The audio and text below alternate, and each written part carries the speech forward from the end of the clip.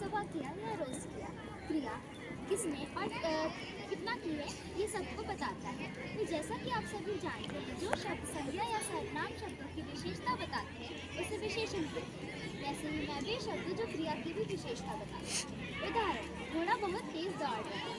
तो इस वाक्य में बहुत तेज दौड़ना, बहुत तेज क्रिया विशेषण है।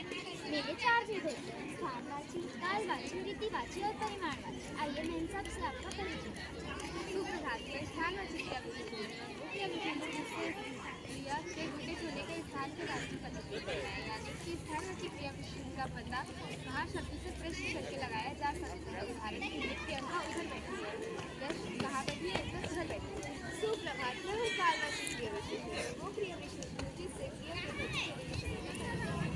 मेरी पहचान करते हैं यहाँ पर का उदाहरण, मैं कल पहुँची। सुप्रभात में रीतिवाची क्रिया विशेषण मैं वे क्रिया विशेषण मेरी पहचान करते हैं वाक्य पर कैसे शब्दों से प्रश्न है। उदाहरण, गाड़ी धीरे चलाते हैं। सुप्रभात में परिमाणवाची विशेषण वो विशेषण जो क्रिया के परिमाण जानकारी देते हैं। मेरी पहचान करने के लिए क्रिया पर कितना शब्दों से प्रश्न करना है। उदाहरण, अब थोड़ा पढ़ लो, कितना पढ़ लो थोड़ा। तो चलिए मैं आपको अपने दूसरे भेद से मिलवाती हूँ। सुप्रभात, मेरा नाम संबंध बोधक है। सभी संबंधों का बोध कराता है, सबका मेल कराता है, ऊपर नीचे आगे पीछे से वह जाना जाता है।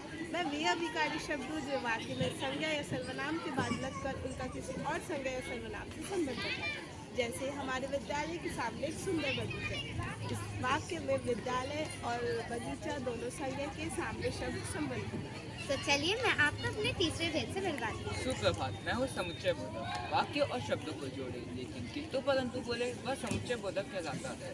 इसलिए फिर ताकि क्योंकि शब्दों का पाठ हमें पढ़ना है। मैं वे अविकारी शब्द हूँ जो दो पदों, पदबंधों और वाक्य को जोड़ने का कार्य करता है। उदाहरण, राम और लक्ष्मण वन को गए। इस उदाहरण में और शब्द दो वाक्यों को जोड़ने का कार्य करता है। तो चलिए मैं आपको अपने चौथे भेद से मिलवाती हूँ। सुप्रभात, मैं हूँ विश्वादी बोधक। सुख दुख नफरत और अचंभे ही जो बात करता है, जीत में हुर्रे हुर्रे करके जो सबको सबाशू देता है। हे राम, अरे, ओफ, छी आदि से इसको पहचाना जाता है। शब्दों का यह सर्वना रूप विश्वादी बोधक कहलाता है। मैं विश्वादी बोधक के कुछ उदाहरण प्रस्तुत करना चाहूँगा। पहला, अरे वहाँ सांप है। इस वाक्य में जो अरे का प्रयोग किया गया है वह विश्वादी बोधक शब्द है, यहाँ कह सकते हैं। तो चलिए मैं आपको अपने 5वें भेद से मिलवाती हूँ। सुप्रभात, मुझे ही जाना है, मुझे ही करना है। अगर कल तक नहीं किया तो सजा मुझे तो पाना है। ही तब तो जैसे शब्दों को वाक्यों में शब्दों के बीच में लगाकर बल दिया जाता है और यही निपात रहना। धन्यवाद।